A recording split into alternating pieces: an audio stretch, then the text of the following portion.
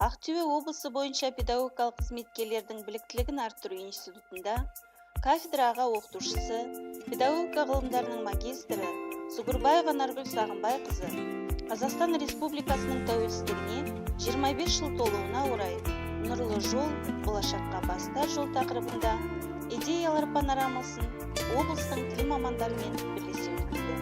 Шараны институт директорының міндетін атқарушы, филология ғылымдарының кандидаты Абишева Нұргүл Молдабайқызы 2016 жыл әрбір қазақстандықтардың өміріндегі ең маңызды кезең. Себебі біз Қазақстан Республикасының тәуелсіздігіне 25 жыл толғандығының куәсі едік деген алғы сөзбен ашты.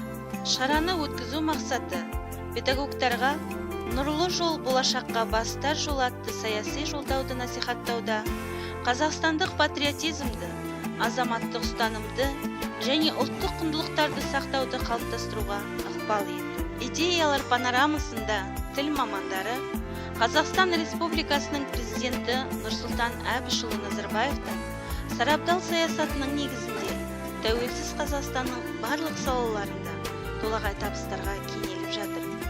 Қазақ елі заманауи бағытта өркендеп өсуде деген ойларын ортаға салып, ел жетістігі туралы белсенді көзқарастарын айтты. Шараның қорытындысы жалпыұлттық идеяны өміршең ететін елдің бірлігі деген елбасының сөзімен түйінделіп, атамекен әнімен аяқталды.